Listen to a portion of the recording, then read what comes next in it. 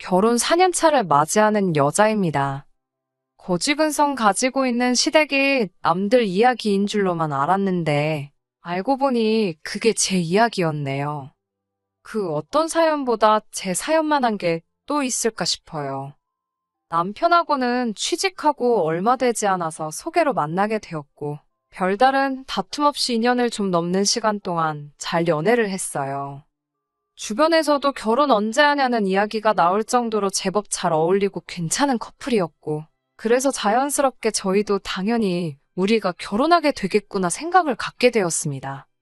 남편에게서 청혼을 받은 이후로 결혼을 준비하게 되었고, 결혼 이야기가 오고 가는 과정에서 시댁에서 신혼집을 구할 때 돈을 1억을 해주기로 했다는 말을 전해 듣게 되었습니다. 시댁에서 뭘 해주느냐, 마느냐에 따라서 결혼을 하고 안 하고 정할 건 아니었어요. 이미 제가 남편과 결혼을 하기로 결심한 시점에 시댁에서 지원해주기로 했다던 돈은 없는 돈이나 마찬가지였거든요. 물론 1억이 적지 않은 돈이다 보니 지원해주신다는 부분에 대해서는 굉장히 감사했습니다. 해준다는데 굳이 고집 부려서 안 받을 이유는 없었으니 말이지요. 친정에서는 시댁에서 집값에 1억을 보태주겠다는 말을 전해 듣고, 그러면 결혼식 전반적인 비용부터 신혼여행 비용, 그리고 신혼집에 들어갈 혼수를 해주기로 하셨습니다. 그러던 와중에 시어머니께서 일부러 조금 티를 낸다는 게 느껴질 정도로 당신들 집의 냉장고가 오래되었다며 노래를 부르기 시작했어요. 새 걸로 바꾸고 싶다는 말이나 마찬가지였지요. 그런데 저희한테 집값으로 해주는 돈이 있으니 당장 냉장고 새 걸로 바꿀 돈이 안 된다는 식으로 말씀하시더라고요. 그래도 차라리 직접적으로 바꿔달라 이야기하셨으면 하는 부분도 있었습니다. 결혼 전에 예단도 주거니 받거니 하고 그러는데 요구 못할 걸 하시는 것도 아닌데 마치 하시는 말투가 우리는 1억을 해주는데 너네는 결혼 비용을 우리보다 조금 쓰면서 이것도 못 해주느냐 하는 식으로 말을 했거든요. 물론 저렇게 직접적으로 말한 건 아니고 정말 빙글빙글 돌려서 말을 하긴 했지만 결론은 자기들이 결혼 비용을 더 내는데 냉장고 정도 바꿔주면 안 되냐 하는 식으로 말을 하는 거나 마찬가지셨어요. 거기에 저희 혼수 알아보는데 냉장고 하나 더 하면 추가 할인이 들어가는 것도 있고 해서 절약도 많이 할 수 있었거든요. 그래서 그냥 더 길게 끌고 말이 서운하네 마네 그런 거 따지기도 피곤해서 어머님 댁에 냉장고부터 바꿔드렸습니다. 그런데 막상 신혼집 끝전을 치를 때가 돼서 시어머니가 말을 바꾸더라고요. 1억을 도와주시는 부분은 여전했지만 그중 3천만 원만 시부모님이 남편 결혼자금으로 그동안 만들어 놓으셨던 돈이고 7천은 전부 다 여기저기서 빌려온 돈이었어요. 그런데 당신들은 돈 갚을 능력이 안 될 것 같다고 그 돈을 저희 보고 갚으라고 하는 겁니다. 결혼식 날짜 잡아놓고 집 계약도 다 해놓고 신혼여행 예약은 물론 혼수까지 이미 다 해놓은 상황이었거든요. 남편도 시어머니가 이렇게 나올 줄은 몰랐던 건지 엄청 당황하더라고요. 예산을 딱 맞추어서 결혼식 준비를 하고 있었기 때문에 그 7천만 원이 없으면 당장 집 구하는 데는 어려움이 따르는 부분이었습니다. 말씀드린 대로 시댁에서 지원해주기로 했던 그 돈이 아니었어도 남편과는 애초에 결혼해도 좋겠다는 마음을 먹게 만들 정도로 저한테 잘해주던 사람이었고 그 사실은 변하지 않는 거잖아요. 심호가 난데없이 이제 와서 말을 바꾸는 부분에 대해서는 솔직히 파혼까지 생각할 수 있을 만큼 서운하게 만드는 일이었지만 그 돈이 없었어도 어차피 신혼집을 구하는 과정에서 모자란 부분에 대해서는 저희가 대출을 받아서라도 집을 구하게 되었을 터이니 좋은 게 좋은 거다 하고 그냥 넘어가기로 했어요. 따지고 보면 남편이나 저나 모아놓은 돈이 거의 비슷한 상황이었고 어쨌든 3천은 실제로 해주셨던 부분이기 때문에 시댁의 냉장고 새 걸로 바꿔드린 거 제외하면 반반 결혼한 거나 마찬가지니 기분 서운하게 된 걸 조금만 접어두기만 한다면 딱히 파혼까지 해야 할 정도로 큰 문제가 될 일은 아니었으니까요. 요즘 세상에 대출도 능력이라는 말이 있긴 하지만 저는 빚을 극도로 싫어해요. 과거 IMF 때 부득이하게 저희 집에 대출이 생기면서 그 대출이자 갚아가며 생활한다고 한동안 온 가족이 고생을 하던 걸 보고 자란 기억이 저한테는 굉장히 안 좋은 기억 중에 하나거든요. 그때 친정 부모님께서도 서로 많이 싸우기도 하셨고, 그 기억 때문에 그런지 저는 누군가에게 빚을 지고 있는 상황이 썩 마음에 들지 않았습니다. 그나마 다행이었던 건 저나 남편이나 그래도 월급 적당한 직장을 다니고 있었고, 한동안 맞벌이 생활을 유지할 계획이었기에 시어머니 앞으로 있던 빚 7천을 생각보다 더 빠르게 갚아나갈 수 있었어요. 결혼 2년 만에 시어머니가 갚아야 할 빚은 7천에서 3천으로 줄어 있었고, 저희 나름대로 생활비 충당하고 허리띠 졸라매가면서 1,000만 원의 저금을 따로 만들 수 있었습니다. 그 빚을 갚는다고 저희가 많이 아끼면서 살았어요. 갖고 싶은 거 참고 집에서도 관리비 아낀다고 추우면 추운 대로 옷 한두 개 더 껴입고 하는 식으로 아낄 수 있는 부분은 최대한 견뎌내면서 말이지요. 그런데 언젠가 시어머니가 저희한테 불만을 토로하더라고요. 다른 집 자식들하고 저희를 비교하기 시작한 거예요.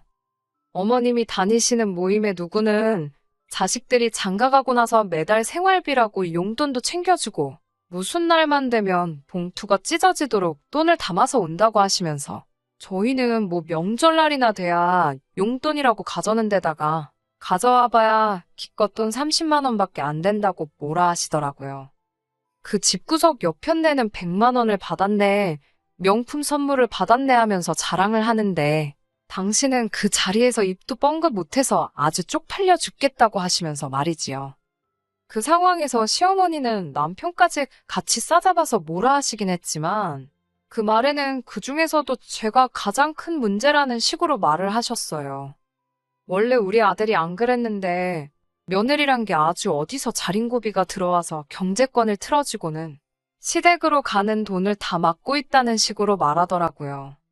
매달 챙겨드리지는 못해도 명절날과 생신, 어버이날 이렇게만큼은 최대한 챙겨드렸어요. 그리고 시댁이나 친정이나 차별 없이 뭐 가는 부분에 있어서는 무조건 똑같이 하려고 노력하고 있습니다. 노력을 한다는 건 한쪽으로 치우쳐져 있다는 게 아니라 꼭 현금이 아니라 필요한 선물을 사드린다고 하면 양가에 비슷한 가격대의 선물을 한다는 뜻이고요. 돈 관리를 제가 하고 있는 건 맞긴 하지만 1년 반 만에 빚 4천을 줄이고 저희 저금도 따로 가지고 있을 정도로 잘하고 있으면 칭찬까지 들을 건 아니지만 충분히 잘하고 있다고 생각하는데 그걸 마치 제가 시댁에는 돈 한 푼 못 가게 만들고 친정만 편애한다는 식으로 말을 하니 어이가 없더라고요.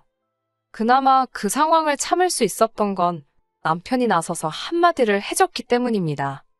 그 집에서는 결혼할 때 집 해줬나 보지 하면서요. 생각도 안 했던 대출 갚고 있는데 말 그렇게 하면 섭섭하다면서 우리한테 뭐라고 하기 전에 그 옆편네라는 분한테 아들 장가갈 때 얼마나 해줬냐고 먼저 물어보라고 딱 잘라서 말해주니 얼마나 고맙던지요. 시어머니는 약이 잔뜩 올랐는데 당장 자기 아들이 저렇게 나오니 뭐라 말은 못하고 손만 바들바들 떨고 있더라고요. 그래도 남편이 중간 역할을 잘 해주고 있는 상황이었으니 제가 따로 걱정할 일은 없었어요. 하지만 시어머니는 이걸 계기로 오히려 저희를 더 벼르고 있었던 것 같더라고요. 작년 초가 돼서 시어머니 앞으로 받았던 대출은 다 정리를 하게 되었습니다. 요즘 금리를 보면 사실 대출 조금 가지고 가는 것도 나쁘지 않은 상황이기는 했는데 그렇다고 해서 저희가 여유자금을 어디 투자하고 있는 것도 아니고 현금으로 가지고 있는 게 최고라길래 그러고 있는데 괜히 낮은 이자에 얼마 남지 않았다고 해도 달마다 대출이자 나가게 둘 필요는 없다고 생각해서 대출금부터 싹 정리를 했어요. 큰 숙제 끝낸 것 같고 이제부터 진짜 결혼 생활 시작이라는 기분도 들고 여러 가지로 시원섭섭하더라고요. 어쨌든 큰일이 넘어갔으니 자축하는 의미에서 가족들 불러 모아 식사하는 자리를 가졌습니다. 친정 식구들 불러서 식사하는 자리도 있었고 시댁 식구들 불러 모아 식사하는 자리도 따로 갖게 되었네요. 그런데 시어머니가 저희 집에 오더니 정말 전에 없던 거지근성을 부리기 시작하는 겁니다. 저희 결혼 생활하는 4년 사이에 집값이 엄청 올랐어요. 저희 집 샀을 때랑 비교했을 때 1억 5천이 넘게 올랐거든요. 집값 오른 것만 보면 좋은 일이긴 한데, 그건 우리 집만 올랐을 때 이야기라고 생각해요. 요 몇 년 사이에 집값이 저희 집만 오른 게 아니잖아요. 다른 데는 저희 집 오른 게 오른 것 같지도 않게 느껴질 정도로 엄청 치솟아버린 곳도 있고요. 그리고 집값이 올랐다고 해서 그건 부동산이 오른 거지 저희 재산이 늘어난 건 아니잖아요. 그게 체감이 되려면 집을 팔아서 그 돈이 제 손에 들어와야지 집값이 올랐구나 느껴지는 거잖아요. 그런데 시어머니는 집값 오른 게 다 당신 덕이라고 하는 겁니다. 당신이 저희 결혼할 때 1억을 안 해줬으면 저희가 이 집을 못 샀을 거 아니냐고 하시더라고요. 그러니 1억 5천 집값 오른 게 당신 공이 크다면서 11월에 시집 가게 된 신우 결혼 비용을 저희 보고 내라고 이야기하시더군요.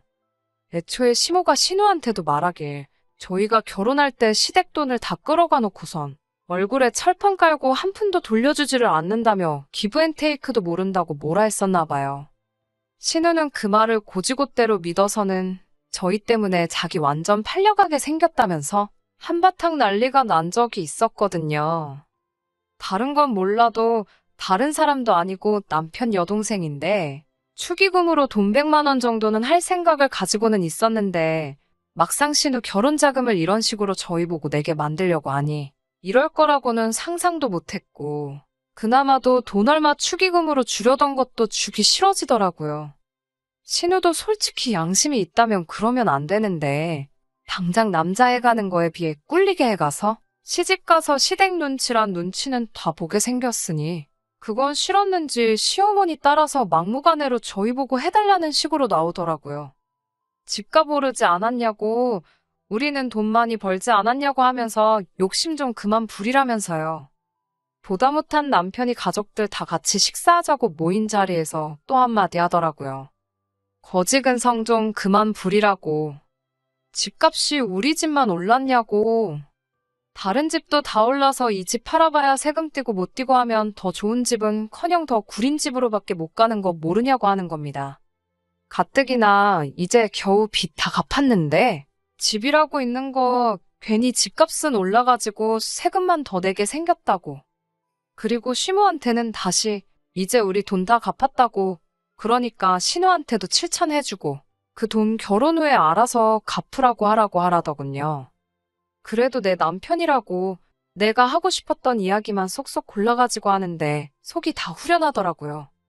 차라리 집값 올랐다고 한턱 쏘라고 했으면 쐈을 텐데 이건 뭐 날강도 아니고 자기 딸 결혼을 아들 내외가 힘들게 벌어놓은 돈 가지고 시키려고 하다가 시어머니 결국 또 본전도 못 찾고 된통당하게 되었지요. 여기서 끝났으면 저도 어느 정도 남편의 대응에 기분이 많이 섭섭하지도 않았고 좋게 좋게 넘어갈 수도 있었는데 시모와 신우가 뒤끝을 부리기 시작한 거예요. 신우와 남편이 공통으로 알고 있던 지인들부터 해서 시외가 사람들한테 저희들 뒷담화를 아주 있는 대로 하셨더라고요. 하지만 이 모든 상황에 항상 제일 나쁜 사람은 이 모든 일의 원흉이 저인 것처럼 이야기를 하고 다녔더라고요. 남편이 결혼 전에는 가족들을 제일 먼저 챙기고 첫 월급 탔을 때 부모님 선물도 사주고 대학생이던 신우 용돈도 주고 했었는데 이제는 가족들 뒷전이고 돈 밝히는 지 마누라한테 꽉 붙잡혀서는 1,000원짜리 한 장 쓰는 것도 덜덜 떤다는 식으로요. 시어머니와 신우가 그런 말을 퍼뜨리고 다닌다는 사실도 그랬지만 사실 중간에서 이런 상황이다 하고 말 전하는 남편 지인들부터 시외가 친척들까지 제 입장에서는 전부 다 마음에 들지 않았습니다. 오죽하면 제가 이런 소리 들어가면서 살바해 그깟 신우 결혼자금 내주고 2번 다시 아무 말도 못하게 만들어주는 게 마음이라도 더 편하겠다 하는 생각이 들었어요. 남편은 뭐 남들이 하는 말에 신경 쓰냐면서 우리가 잘못한 게 있는 것도 아니고 그냥 신경 쓰지 말라고 했지만 그래도 자꾸 마음에 걸리더라고요. 남편도 괜찮은 척 하고는 있지만 곧 있으면 자기 여동생이 결혼하는데 뭐라도 하나 해주고 싶은 마음이 얼마나 들었겠어요. 작년에 제 남동생 결혼할 때도 처남 축의금이라고 제가 따로 부탁하지도 않았는데 자기 용돈 모아서 챙겨와가지고는 제 동생한테 따로 100만 원 찔러줬었거든요. 그것 때문에 그랬나 신우와 시모가 치사하게 나오는 건 둘째치고 남편이 제 가족들한테 알아서 잘하는 모습 하나만 보고 그냥 넘어갈 수는 없겠더라고요. 그래서 애초에 남편하고 이야기했던 게 신우 결혼하게 되면 돈 100만 원 축의금으로 해주자였는데 이야기 듣자 하니 정말 시부모님께서 신우 결혼한다고 아무것도 안 도와주는 것 같아. 세탁기 정도는 저희가 해주기로 했습니다. 건조기까지 포함해서요. 이러나 저러나 신우는 결혼을 할 테고 신우가 직업도 딱히 없다 보니 집안일도 하게 될 텐데 괜히 아무것도 안 해왔다고 눈치 보고 살 거면 빨래라도 좀 편하게 하라는 취지도 있었어요. 사실 신우랑은 긴 이야기 하고 싶지 않아서 그냥 알아서 해줄까 싶었지만 그래도 신혼가전인데 신혼집 인테리어도 있고 선호하는 브랜드도 고려하고 해야 할 테니 결국 신우에게 어떤 모델을 원하는지 직접 물어보기로 했습니다. 그날 이후로 신우와는 거의 연락도 없이 뜸하게 지냈는데 막상 연락해서 세탁기 보러 가게 만나자 하니 좋다고 괜찮은 날을 잡더라고요. 그래서 저희도 이왕 선물하는 건데 좋은 마음으로 하자. 뭐 이런 식으로 생각을 하고 있는데 막상 약속 당일에 가니까 시어머니랑 신우가 같이 있더라고요. 남편은 회사 일 때문에 저만 혼자 나왔던지라 그 상황이 전혀 내키지가 않았습니다.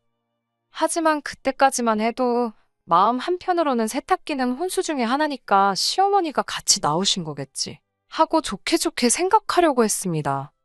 한편으로는 신우 결혼하는데 한 푼도 못 보태준다고 하셨지만 이러나 저러나 자기 딸이 결혼하는데 정말 그냥 넘어가겠어 싶었고 이왕 세탁기 보러 나오신 김에 다른 거 해주시려나 보다 하는 기대가 있었지만 어김없이 제 기대는 기대일 뿐 현실은 냉정하더라고요. 이미 제가 도착했을 때 신우는 시어머니랑 팔짱 끼고 에어컨이며 냉장고 같은 큼직큼직한 가전 위주로 구경을 다니고 있었어요. 저 같은 경우에도 볼 일이 있어서 빨리 세탁기만 정해서 결제하고 돌아가야 하는 상황이었는데 두 사람은 다른 거 본다고 제가 도착한 거 다 알고 있으면서도 자기들 보고 싶은 거 보러 다니느라 저는 안중에도 없더라고요. 시간이 촉박해서 신우한테 일단 세탁기만 먼저 고르자고 했어요. 그런데 시어머니는 대뜸 해줄 거면 다 해줘야지. 어떻게 세탁기만 해주냐고 하면서 냉장고며 에어컨이며 김치냉장고며 어머님이 벌써 신우랑 일찍부터 와서 다 골라놨다고 하면서 그것까지 다 결제를 하라고 하시더군요. 저한테 돈 맡겨놨어요? 이 한마디가 목끝까지 차올랐지만 일단 참았습니다. 저는 세탁기를 해주겠다고 온 거지. 다른 거 해줄 여유도 없고 그래야 하는 이유도 없다고 다시 설명을 드렸지요. 그러니까 또 시어머니가 돈 없다고 하는 저 꼬라지 좀 보라면서 그때 했던 레파토리를 그대로 읊으시더라고요. 자기가 돈을 도와준 덕분에 저희가 오를 집을 사서 큰 돈을 벌었으면서 당장 시집가는 신우 혼수도 못 해주느냐는 식으로 소리를 치더라고요. 레파토리는 그대로였지만 시어머니가 잘못 생각하고 있던 게 하나 있었으니 저도 그때까지 그냥 참고 넘어가려다가 언제까지 남편한테만 맡길 수는 없겠다 싶어서 제 핸드폰을 꺼내드렸습니다. 그리고 인터넷에 저희 집 주소 입력해서 시세를 다시 한번 보여드렸어요. 저희 신혼집이 요즘 뉴스에 많이 나오는 집값이 제자리를 찾아가다 못해 하락했다는 그 동네 중 한 군데거든요. 저희 집과 같은 평수 마지막 거래 매물이 얼마 전이고 급급매였긴 했지만 저희가 처음 집을 매매에 들어갔을 때보다 3천만 원이나 내린 가격이었어요. 주변에서는 뭐 편법증여다, 영끌 쪽이 버티다 못해 떨어져 나간 거다, 뭐 그런 이야기가 많았고 시세는 아직 저희가 샀을 때보단 조금 높이 책정돼 있기는 했지만 시어머니한테는 마지막 팔린 매물 가격을 보여주면서 집값이 오른 게 어머님 덕이라서 저희가 어머님께 돈을 드려야 되면 지금은 집값이 내려갔으니 어머님이 저희한테 돈을 주셔야겠다고 한마디 쏘아붙였습니다. 그렇잖아요. 어머님 아니었으면 애초에 대출까지 갚아가며 그 집을 억지로 들어갈 필요가 없이 가진 돈에 맞는 적당한 집을 구했을 텐데 여태껏 이자 내가면서 빚진 거 다 갚아놨더니 이제 집값이 떨어지지 않았냐고요. 손해 감수하고 그래도 신우라고 시집 가는데 빈손으로 보낼 수 없어서 세탁기라도 해주려고 했는데 이렇게 손해보는 마당에 신우 세탁기까지 해주면 저희도 손해가 막심하다고 그냥 세탁기도 없던 일로 하겠다고 하고 뒤돌아서 매장 밖으로 나갔습니다. 제가 잘했다는 건 아니지만 솔직히 4년 동안 묵혀놨던 거 한 번에 싹 다 털어버리는 것 같아서 속 하나만큼은 엄청 후련하더군요. 그리고 등 돌려서 나가고 있는데 제가 신우 상황이었다면 끝까지 엄마 편 들면서 제 욕을 했겠지만 신우는 당장 세탁기라도 받아야겠는지 저 따라 나와서는 엄마가 저러는 거지 자기는 아주 감사하고 있다고 세탁기라도 빨리 사달라고 하더라고요. 당장 시모 자존심보다는 실리를 택한 거지요. 세탁기야 뭐 저보다는 남편이 해주는 성격이 강했으니 이왕 해주기로 한 거 해주고 나오긴 했는데 매장 안에서 어떻게 저한테 아무 말도 못하고 자기 편인 줄 알았던 신우도 제 옆에 달라붙어서 언니 하고 있으니 시어머니가 분해서 저희 쪽은 쳐다보지도 못하고 있었습니다. 남편도 제가 잘못한 거 하나 없다고 괜히 미안해할 필요 없다고 하더라고요. 시어머니와는 신우 결혼식 이후에 풀었습니다. 이제 와서 갑자기 저희한테 미안하다 하시는 진짜 의도가 뭔지는 모르겠지만 그동안 자기가 돈으로 스트레스 준 게 있다면 미안하다고 사과하시더라고요.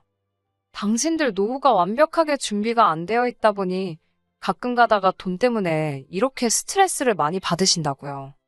그동안 자기가 억지 부려서 미안했다 하시면서 이제 신우도 시집 갔으니 가족끼리 화목하게 지내면 어떻겠냐 하시더군요. 저도 제가 나서서 남편과 시가족들 사이 멀게 하고 싶은 생각은 추호도 없어요. 하지만 제가 그 중간에 나서서 가족들을 다시 화목하고 어떻게 잘 되도록 이끌어가고 싶은 생각도 없습니다. 여태껏 남편이 중간 역할 잘해줬으니 앞으로도 남편이 알아서 잘할 수 있게 믿고 맡겨보려고 합니다.